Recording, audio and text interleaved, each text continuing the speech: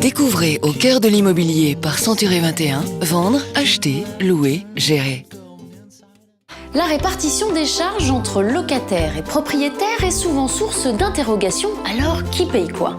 Tout ce qui valorise l'immeuble, qu'il s'agisse de travaux d'entretien ou de rénovation, est à la charge du propriétaire.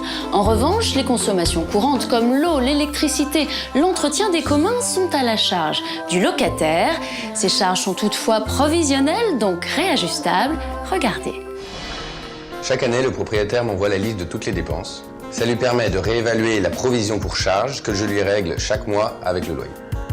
Cette année, ça tombe très bien, j'avais trop payé et le propriétaire m'a remboursé le trop perçu.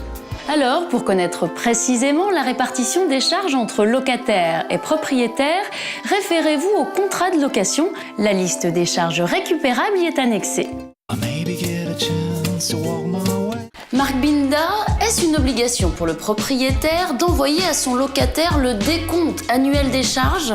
Alors la loi de juillet 1989 qui régit le code de comportement entre le locataire et le propriétaire impose à celui-ci de déclarer à son locataire les charges annuelles qui lui incombent. Il doit aussi lui tenir à disposition tous les justificatifs, ce qui permet de réajuster la provision sur charge à la hausse comme à la baisse.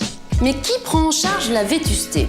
Alors souvent pomme de discorde entre locataires et propriétaires, notamment au moment de l'état des lieux.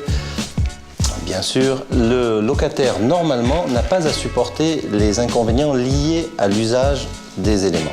Il faut distinguer ce qui relève de la durée de vie normale d'un équipement et le défaut d'entretien. En effet, le locataire est tenu à faire les menues réparations, par exemple l'entretien des joints ou le nettoyage du dépôt de calcaire. Merci. Retrouvez les autres programmes Au cœur de l'immobilier sur century21.fr.